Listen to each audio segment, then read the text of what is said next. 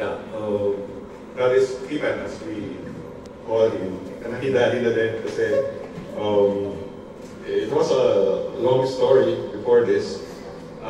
Actually, yung first encounter namin with Daddy Stephen and Mami Lani, first Mami Lani. Yeah. It was because Brian, yung second son ni Daddy, became the head ng law ministry.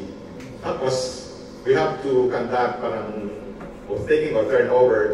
It happened in Zambales. Tapos, instead of Attorney Brian, na siya lang ang pupunta kasama ng law ministry, it's the entire family. So imagine, law ministry, all of a sudden, nandun lahat ang buong family. So it's the first time and it was attended by the entire family. So kaya, hindi lang isang member, it's the entire family na nag-attend ng event na yun sa Zambales. And it's a very memorable one. Of course, for Attorney Brian, single pa siya, single pa. Actually, unmarried lang sa family, sa Tua family during that time was Kuya, si Dr. Stephen, unmarried. The rest, single pa. Steph, si Christine, single pa yan. But before that, bago namin pala nakilala ang Tua family, yung mga napangasawa nila, kilala na namin. Una namin nakilala through my wife, si Anthony. Yeah. Before pa magtagpo ang landas ng Tua and Samaritan, magkakilala na si Anthony through my wife kasi student siya sa FEU. And then, aside from that, bago pa makakilala ng taga Isabela at taga Davao, kilala na namin yung taga Davao. It was them before the Tua. So yun yung first encounter namin ni Brian and then the entire family. And the rest, of course, after that, pag in-invite mo si Brian, hindi lang si Brian ang mag-invite sa event.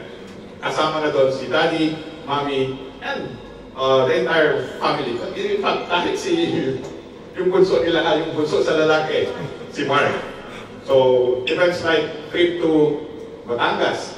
So, yung mga focus group, kasama si Brian. Si Brian during that time, single.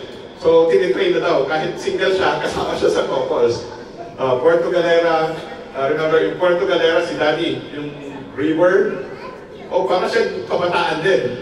Kung ano yung kaya ng kabataan, kaya din niyang gawin. Mark was there also. It's a Baguio trip, si Daddy lang ata yung Baguio trip with us.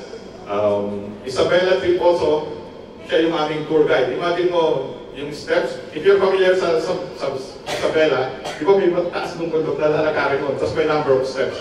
Pero sabi ni Daddy, binibilang niya, hanggang number 1 lang ako.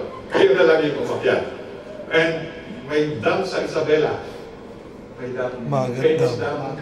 Magat. Yeah, siya yung tour guide. So imagine at that age. And then there's this famous pakanin. Pansit. Kabagan. Siya din yun. Siya nag-introduce with us. Yung sa Manila wala dyan. Andito ang original. So, very memorable, that is given. And then, the last time that we had this trip, actually, it was invited kay, Nana invited us actually, nag-settled na siya sa Davao. Tapos sabi niya, Attorney Robert, punta ka ng family mo sa Davao. What's the best time to go there? Mga August. So, nag-book kami ni Christy. Usually, pag naisip ko mag-book, sasama natin si Brian. Pag sinama mo si Brian, sasama ni Brian yun, Mami, Daddy. So nag-book kami, tapos sabi ni Brian, anong trip nyo? Eto, pero sasama ko Daddy, Mami. So yeah. And then, nung nasa Davao na, nagligo na kami ni Brian, naiwan si Daddy, naiwan si Mami, and Dana, sa shore. Kasi mo, first time to meet ni Daddy, Mami, si Dana. Anong sabi ni Daddy? Dana, uwi ka na lang sa Isabela. Pakasal kayo doon ni Brian. First time na magkita, so si Dana nun, kung hindi niya alam kung sasabihin. Hindi ko naman kakilala doon na ito. Pero that's Daddy. It's just good to remember those days because at least we will see yung personality of a daddy, of a father, like Daddy Stephen Tua. You know, he's like a mentor also. Tuturuan ka niya sa negosyo. When we went to their house, Isabela, if you've been there, makita mo yung building nila. sa harap, andun yung commercial. You don't know, unless na-tour ka niya, meron pa rin palang gate yung sa likod. May parking sa likod yun. So sabi niya sa akin, Robert, dapat ganito sa business daw, kukuha ka ng investment. Makikita mo yung beauty behind it. Ito, double purpose. May commercial ka na sa likod, meron ka pang access sa likod din. For yung commercial, if you've been there, andun yung sa ground floor yung business ni Mami, andun yung kay Mark, and then, what commercial yung tawag doon? Sogo. No, Sogo. Nogo.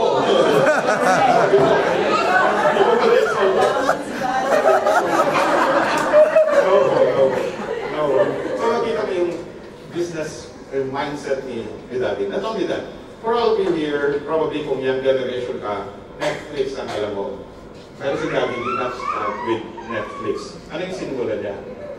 Kung naabutan niyo yung mga movie houses, siya yun. Pero hindi yung movie houses ng Manila.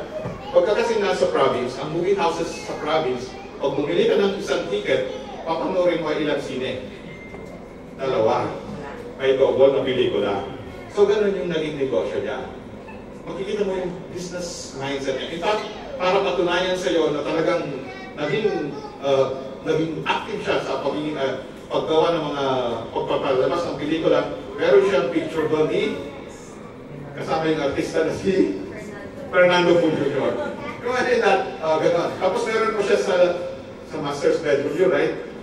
Ando natin yung kay Fernando po na picture pa.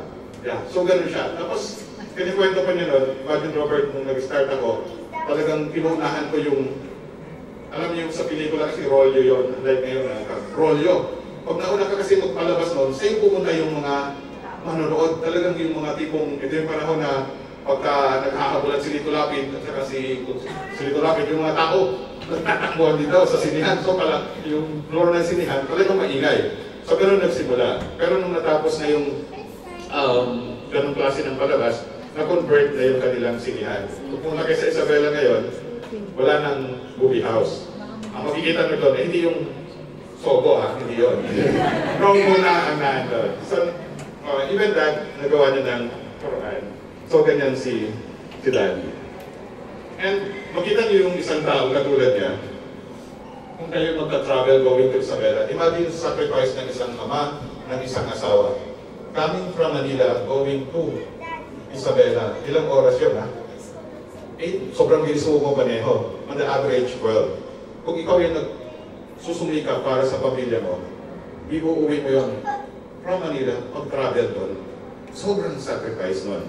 Not only that, kung magka-travel kayo going to Isabela now, halimbawa, babalik kayo from Manila, ingatan mo paglagpas mo ng Jollibee sa, ang huling Jollibee ay makikita sa Nueva Ecija, sa bayan ng San Jose. Paglipas mo ng San Jose, ayan na, pag may truck na nauna sa'yo na 3, ako, patay ka. Aabutin ka ng 24 oras. So, pero kay Daddy, alam ni Daddy, when I went to Isabela, alam niya, nagturo siya kung paano gawin. Yung nga lang, hindi ako marunong na driver, hindi kami mabagda ng bus. Kasi dapat mo daw maunahan yung mga trucks. So, gano'n si Daddy. He's a mentor. He is a mentor. In fact, on the lighter side, when we went there, si Daddy mahilig kumanta. Umagang-umaga, nasa taas kami ng house nila. Makita may kumakanta sa baba. Yung video, okay. Si Daddy yun. One of his songs, sabi ni Brian, siyempre kapanahonan niya, Beatles. Yung song ng Let It Be. Alam niyo ba yung Let It Be? Let It Be. Mas magaling si Daddy kumanta. So hindi ko na siya kukumpente siya sa pagkanta. So yung mga Let It Be niya. And yung mga favorite pastime niya sa baba, yung cards. Tawag natin Tong Hits. It's just unfortunate na he's not able to do that again and to go back to Isabela to play Tong Hits. He's not able to go back there to sing the song of Beatles. But better than that, Daddy is now with the Lord. Now with the Lord. Now, we'll share some of the biblical truths yung nakasulat sa program natin. Biblical truths, nasa likod yung mga verses that Daddy lived it out. Makita natin sa buhay ng Stephen Kua ang katotohanan na nakasulat sa Bible. Sa kanyang pamilya, sa kanyang pagiging ama, sa kanyang pagiging asawa. That he lived 79 years old. Sa Bible, sabi, on the average, we will hit 80. Almost there. Almost there. 79 years old. And we praise God for 79 years na binigay niya kay Daddy Stephen Pua. Bilang kaibigan, bilang relative, father to 5 children, grandfather to 6 children, husband to Mami Lani. As a relative, being a relative, Daddy Pua, tonight we will thank God as we honor the life of Daddy Stephen, a man whose love and selflessness shone brightly in every act of service to his family. He lived not only for himself, but for those he cherished, offering his time and resources to support not only yung family niya, but including yung siblings, including yung pamangkin niya. Even during younger years sa Isabela, traveling back and forth between Quezon City and Isabela. His legacy and compassion, generosity and unwavering devotion will forever echo through the lives that he touched, including our family. Yung first verse natin, nasa likod, let's read that together. 1 Timothy 5:8. This is one verse that is true sa buhay ni Daddy Stephen Pua. Let's read this together. 1 Timothy 5:8, 1, 2, 3. Let's read. Anyone who does not provide for their relatives, and especially for their own household, has denied the faith and is worse than an unbeliever. Daddy provided for his relatives. Not only sa immediate relative niya. He is a provider, he is a helper. Probably not all of you alam to, so i-limit ko lang yung information. Nag-start si Mami at Daddy, nagpundar sila ng bahay at lupa sa Quezon City. Daddy work, imagine mo yun, Kawayan, biyahe siya, Quezon City, nagpundar. Sa tulong ni Mami, nag-start siya, alahas, right? Nag-alahas, tapos nag-utay-utay ng bayaran. Nagkapagpunta ng bahay, Kamyas, right? Kamyas, Quezon City. Sa kabaitan ni Daddy, ginawa niya, pumayag si Daddy na gamitin yung bahay para sa isang third-party mortgage. Parang isasangla sa bangko para makakuha ng pondo. Sino gumamit? Siya ba? Si Mami ba? Anak niya? Hindi. Pamangkin niya. Pamangkin niya. Hinayaan niya. Nabawi ba? Nabalik pa kay Mami at Daddy? No. He did not. He was not able to do that. So ganon generous and helpful si Daddy. Hindi lang sa sariling pamilya, kundi kahit sa maging pamangkin niya. Pamangkin niya. So as a relative, that's an example of how good Daddy Stephen was. And then as a grandfather, tonight we thank God and honor the grandfather. Naka-anim ng apo si Daddy. Mark, habol ka. Yes. Yeah. Actually married na yung 5 children ni Daddy. Si Dr. Stephen, ang second kasi si Brian, third si Mark, fourth si Christine, also si Steph. So, dapat yung third maunang magka-anak. Anyway, no pressure. No pressure. So, nagkaroon ng 5 ako. As a grandfather, he has 6 grandchildren. Kay Doc Stephen, siya actually yung pinakaunang ako. Pag unang ako daw, pinakamahal yung unang ako. Kasi siya sa kanya mapofocus ang love ng Lola at Lolo. Cyril, I don't have this Cyril is here. Cyril lang unang ako ni Daddy. And then, ang sumunod na nag-asawa, si Brian na overtaken, si Mark na overtaken, sumunod si Christine. And then yung second na ako ni Daddy, Caleb. I saw Caleb earlier. Yeah, hi Caleb. So second ako. At least nagkaroon kong si medyo ladylike si Cyril. Ako medyo, ito naman yung boy for second. Yeah, second channel. Second ako ni Daddy. Ang third na sumunod, say the Brian, right? Kay Steph, sorry. Yeah, Steph. Si dalawa kay Steph, si Micaela and Simon. Micaela is nasa New Zealand. Simon ang kasama mo dito. And the youngest sa mga apo. Dalawa pala, na kay Brian, si Brianna and Ram. Ram. So, 6 grandchildren. 6 grandchildren. Sabi sa Psalm 128:6, nandun din po sa likod yan ng verse, which is true to, in the life din sa life ni Daddy. It is actually a prayer and a blessing in Psalm 128:6. Sabi doon, may you live to see your children's children. A prayer which became true sa buhay ni Daddy Stephen. Nakita niya yung apo niya na anak, which is a blessing for the Lord. Parang for us, for young couples here, imagine that blessing. Kung ngayon, mag-aasawa pa lang yung anak natin, pag nakita pa natin yung apo natin, sabi sa Bible, it's a prayer that you will live to see your children's children, the 3rd generation. This verse became true sa buhay ni Daddy Stephen. Another verse, nasa ganito din po yan, yung Proverbs 13:22, a good person leaves an inheritance for their children's children. A good person leaves an inheritance for their children's children. Which is true in the life of Daddy Stephen as well. Hindi lang material wealth yung nabigay niya. More than what material wealth, yung values na itinuro niya. Values na in-impart, including to the next generation. Imagine, of all the 5 yung children niya, these are 5 children, and together with Mommy, napagtapos nila. And imagine yung situation na nagsimula sila, Isabela, Quezon City. Tapos yung first na anak na napagtapos, doktor, si Dr. Stephen. Imagine yung paghihirap na ginawa nila upang mapagtagumpayan ang buhay. Up to the youngest na pagtapos ni Mommy at Daddy.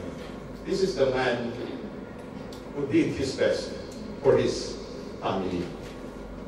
And kung mapunta kayo sa Isabela na sa Kawayan, makita niyo doon yung pagpupulyari ni Daddy Stephen. Let's read yung 3rd verse yan, Psalm 103:17-18. Sabi doon, but from everlasting to everlasting, the Lord's love is with those who fear Him, and His righteousness with their children's children, with those who keep His covenant and remember to obey His precepts. The same is true with Daddy Stephen as well. Imagine yung generation yan. We're now talking of the 3rd generation, Brian, with Steph, with Christine, Doc, Stephen, and the Mark, God willing Mark. Pinag-pray ko na. Kiniklaim ko na yung Mark. Meron ka din. Alright. Righteousness with their children's children. 3 generations. Record ko Mark ha. Kasama yan. May pressure sa iyo. And then Proverbs 17:6. Sabi doon, it's the same sa program natin, grandchildren are the crown of the aged, and the glory of children is their fathers. So with respect to Daddy, he has already the crown.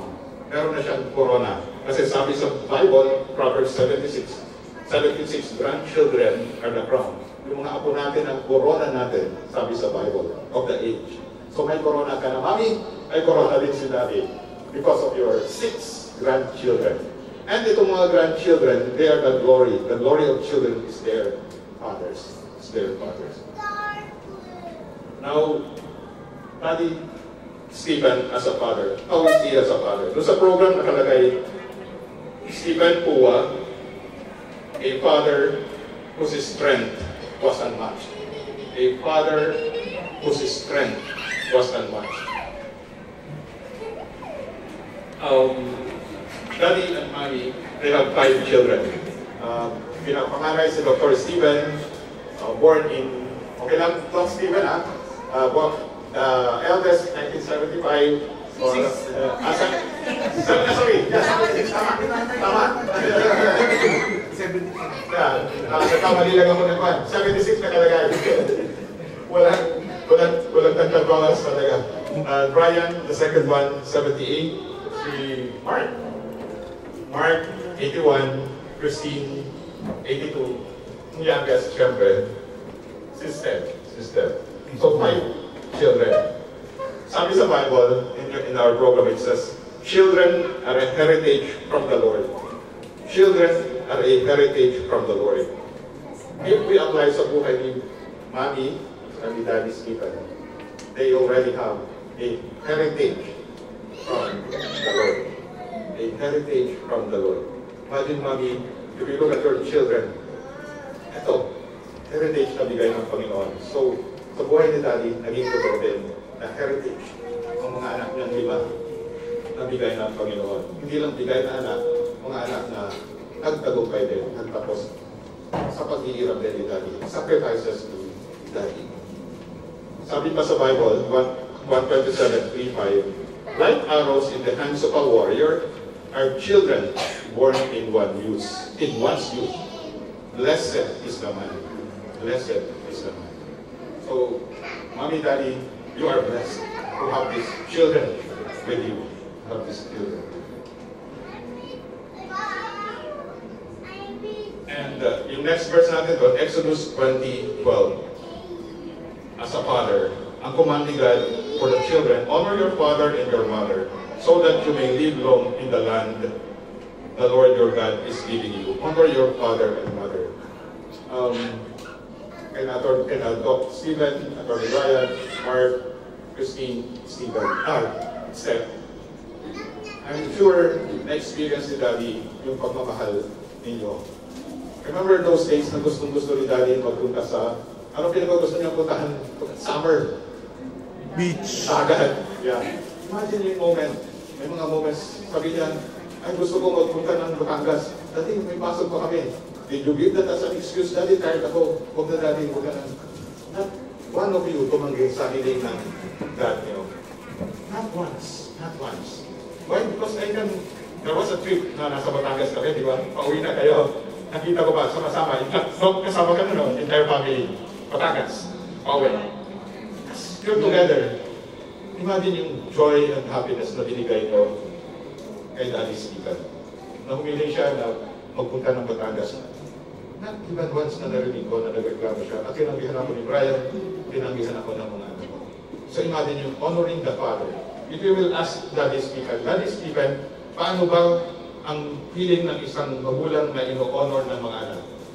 This is a person who can answer you how it feels na i-honor ng mga anak. Because he personally experienced that from you. Remember those days now, pag nag-outing sa, I think it was in Zambales, tapos umaga, malamig pa yung dagat nun. Pero gusto ni Daddy. Makikita mo sila yung unang gumigising, tapos maaga pa sa amin, tapos pagdal pa si Daddy kasama yung anak niya, sabi niya, ay malamig pala. Even that na, malamig pero hindi tatanggi yung anak para samahan yung ama. That's why Daddy knows how it is to be honored by his children. And one more thing, even yung pag-aasawa. I think Brian knows this, and he obeyed Daddy. Pag sinabi ni Daddy, eto yung parang decision niya, he will obey. Parang yung joke sa office sa anak kong si John, yung obedience daw, sabi, God is obedient. Why? Because hindi lang pag sinabi ng Daddy niya, you jump out of this building, you will not complain. Instead, yung obedience siya is, he will go back to his dad, and he will ask his dad, yes, Daddy, I will. From what floor, Daddy? Yung obedience. Just example lang ng pagiging obedient. Not now. So, Daddy, we are gathered here together with your children na nagbigay ng honor sa iyo noong buhay ka pa. So, eto po yung mga verses na nagpapatunay ng katotohanan at naipamuhay sa buhay ni Daddy Stephen. Daddy Stephen was a good father, and he was greatly honored by his children. Now, as a husband, Daddy Stephen as a husband. Sabi niyo sa program, kasi nakalagay sa labas, as a husband whose love was steadfast, which is true. Don't you know that on this year, 2025, Mommy, Lani, and Daddy Stephen celebrated yung pagiging mag-asawa nila, 50th year this year. Yung talagang nagsama sila bilang mag-asawa. Ika-50th year nila ngayon. Ngayong taong to. Pambihira sa isang mag-asawa ang tumatagal ng 50 years. Pero sa buhay ni Daddy Stephen, ni Mami Lani, na isa pang buhay nila, na kaya nating magsama until ma-reach natin yung 50 years. ikaw yung mag-asawa, well, eh, nasa kalahati na. So imagine mo yung hahabulin pa namin taon para marating lang yun. So ito ay isang kahangahangan ng sample, ehemplo ng katunayan ng katotohanan sa Bible at ang blessing ng pagsunod sa Bible. They got, by the way, they were together, they started living together in 1975 actually. But they got married on July 20, 1983. 1983. Pero ang official talaga, 1975 kami, di ba? So happy 50th year. Although we're celebrating in a time like this, but still, we have to praise God for allowing you to reach 50 and that. Tawag nga ni Mami Lani kay Daddy is, Dear, yung gamot mo bago itong hits, dito ka muna, inuwi mo muna to.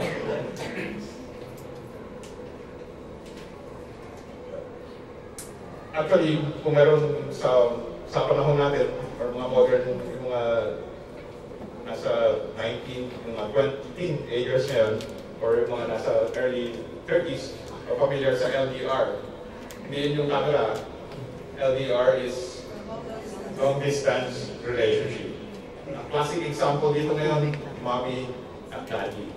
Why? Because nung una nilang pagsasama, kasi ang negosyo ay nasa Isabela, andun si daddy.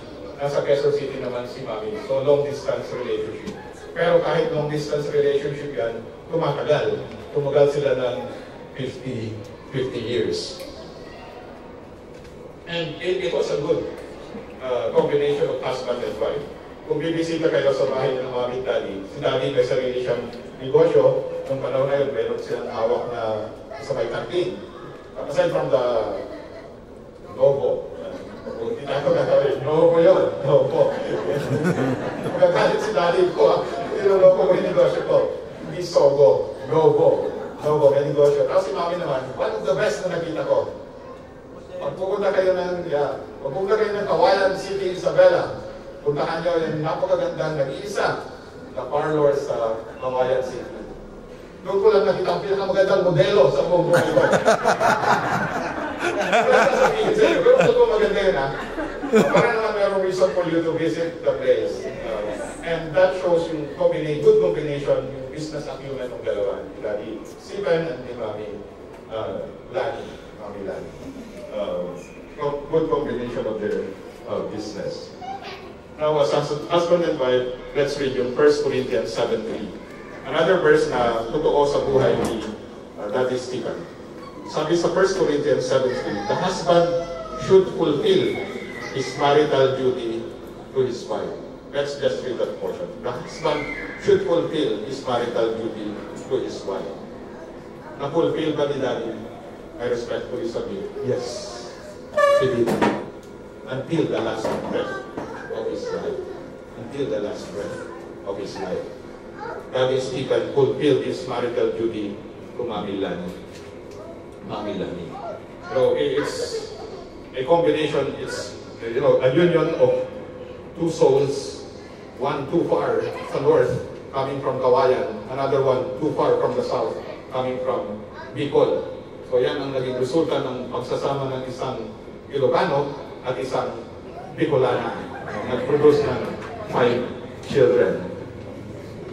And yung fulfillment of the marital duty, I submit to you, Daddy Stephen did that.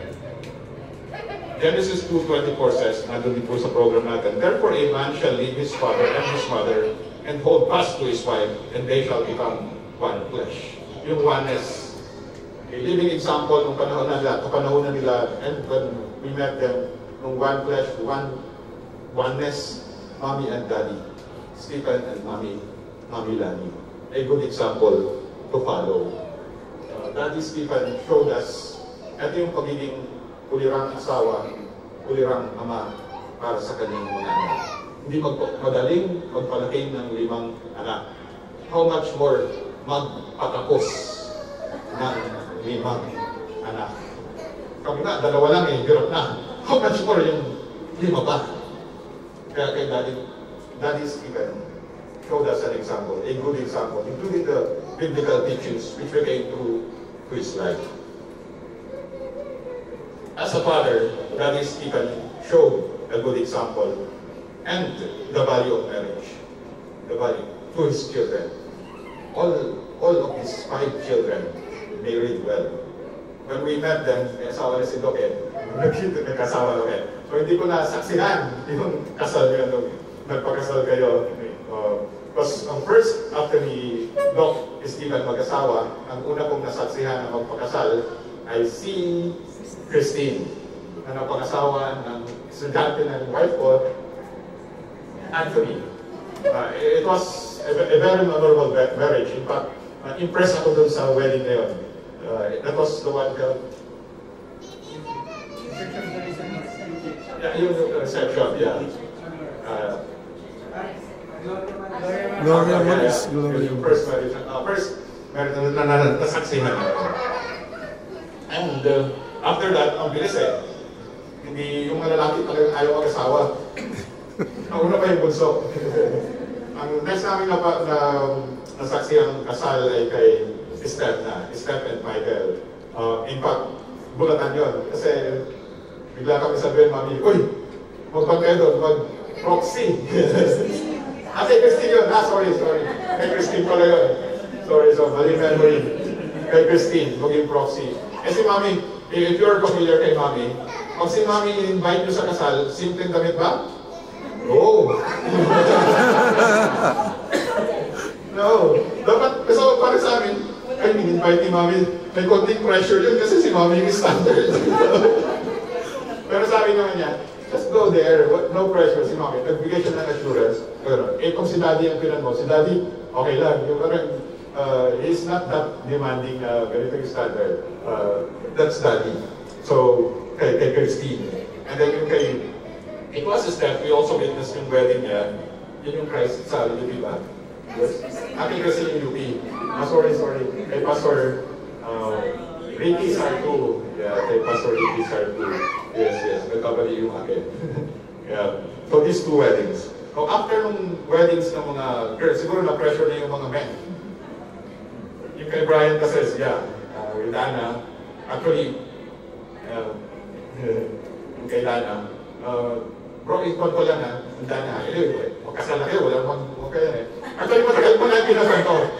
Sabi ko, Brian, kasi sali ka ng sali sa focus group ko, wala ka ng mga asawa. Hahanapan na namin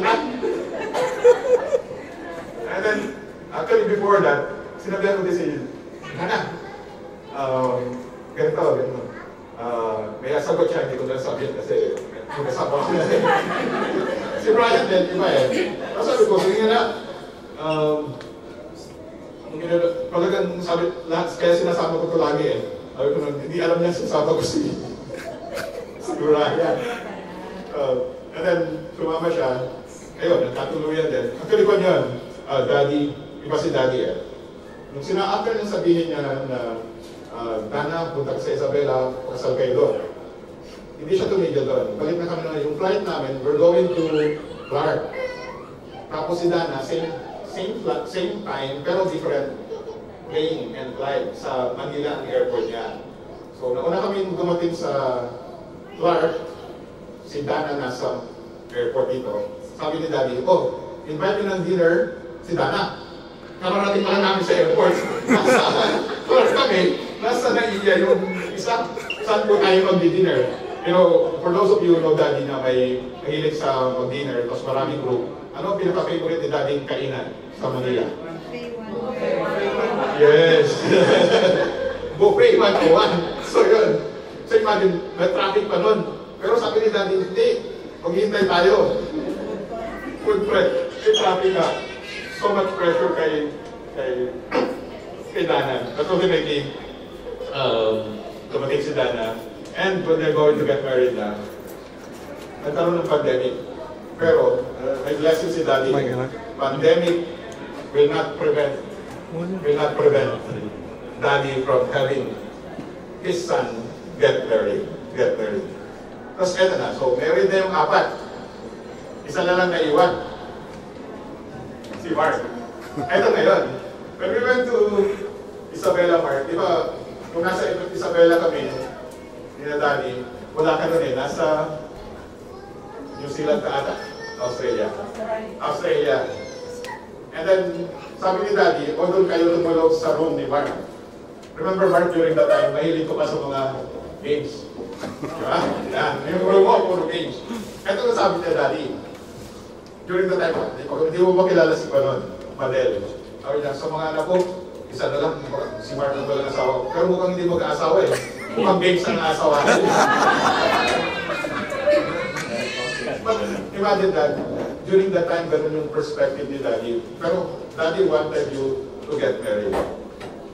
Well, imagine that, Mark, before Daddy Stephen dies, yung wish niya sa'yo na mag-asawa, natupadin. Mali yung fear niya na baka yung games na lang nasa mali. Natupadin ang wish ni Daddy for you. Isa na lang, Mark, nagdagan mo yung anin mo para maging ito. So, naging mabuting example si Daddy as a father, as a husband, at yung view niya sa marriage. All his children got married, all were properly educated.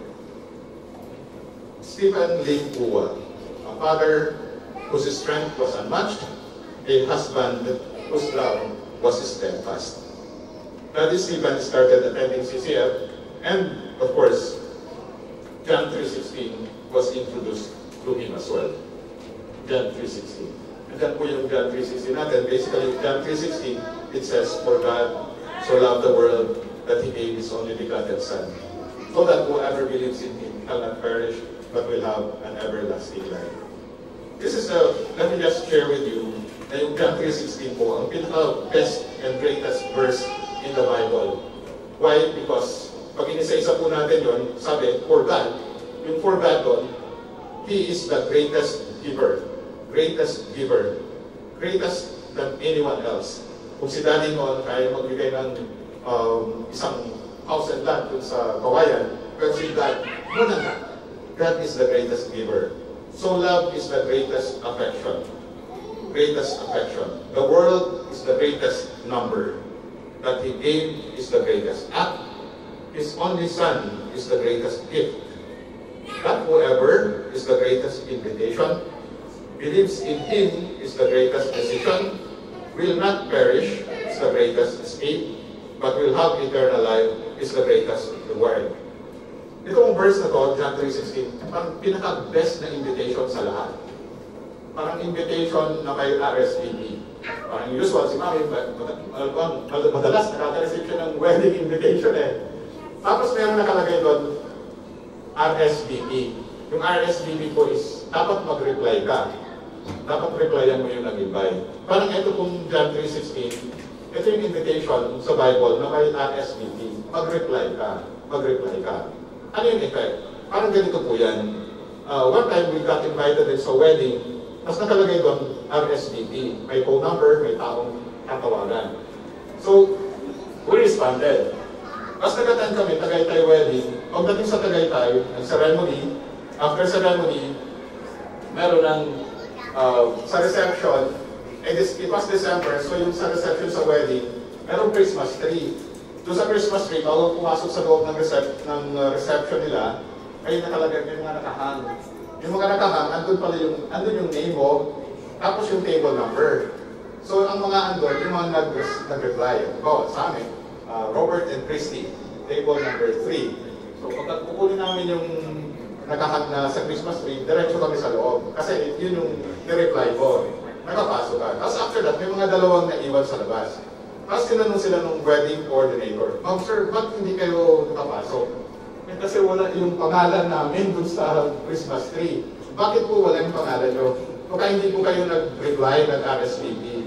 Hindi nga daw sila nakapag-reply. That's why, hindi sila makapasok. Parang same way with the invitation sa John 3:16. Kasi sabi sa Bible, if your name is not in the book of life, wala ka. Hindi ka mapupunta din sa heaven. So tonight, for all of us, there's this reply or response. Basically, it's a prayer like this. Basahin ko lang po. Parang, Lord Jesus, I confess to you that I am a sinner, na tayo makasalanan, I believe that you died on the cross, na namatay si Jesus, so that He will pay for all of our sins. Thus we will invite Him to come into our life, to become our Savior and Master, and inaccept natin yung gift ng eternal life. And then a prayer that He will make us the kind of person that He wants us to be. Ganun lang po yung prayer ng acceptance natin. Parang yun yung RSVP natin.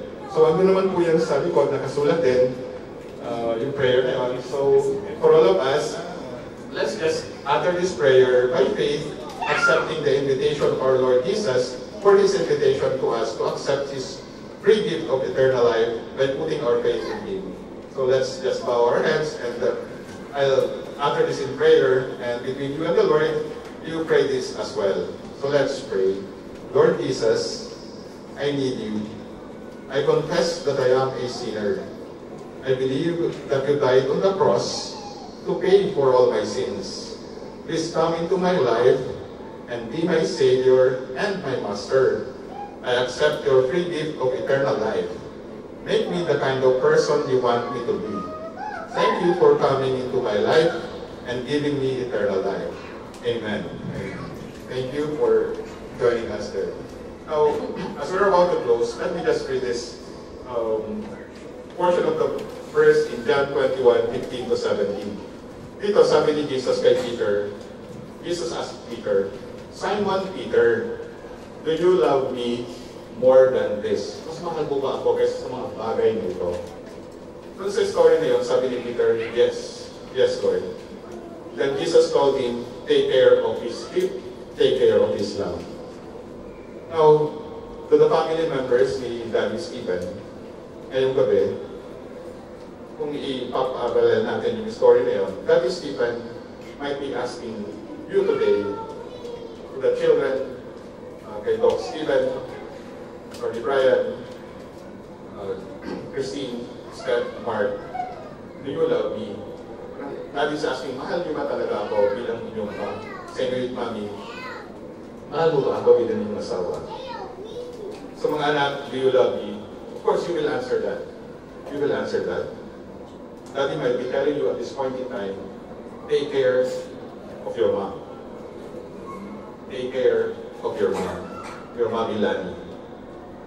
Love one another. Take care of one another.